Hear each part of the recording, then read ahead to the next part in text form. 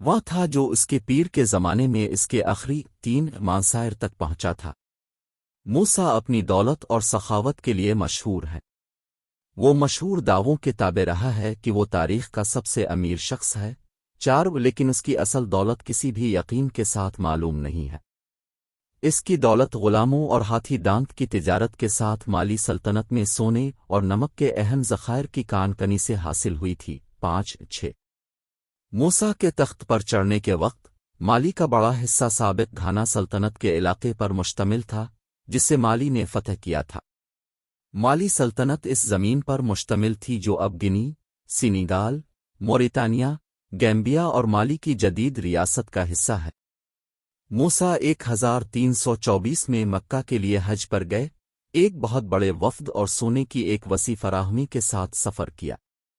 راستے میں اس نے قاہرہ میں وقت گزارا، جہاں کہا جاتا ہے کہ اس کے شاندار تحفے نے مصر میں سونے کی قیمت کو نمایاں طور پر متاثر کیا اور وسیع تر مسلم دنیا کی توجہ حاصل کی۔ موسیٰ نے مالی سلطنت کی سرحدوں کو وسیع کیا، خاص طور پر گا اور ٹمکٹو کے شہروں کو اپنے علاقے میں شامل کیا۔ انہوں نے بقیہ مسلم دنیا بالخصوص مملوک اور میرینیڈ سلاطین کے ساتھ قریبی تعلقات کی کوشش کی۔ اس نے وسیع تر مسلم دنیا کے اسکالرز کو مالی کا سفر کرنے کے لیے بھرتی کیا، جیسا کہ اندلس کے شاعر ابو اسحاق الساحلی، اور ٹمکٹو کو اسلامی تعلیم کے مرکز کے طور پر قائم کرنے میں مدد کی۔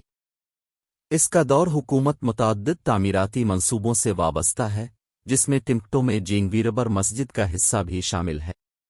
موسیٰ کے دور کو اکثر مالی کی طاقت اور وقار کا زینہ سمجھا جاتا ہے۔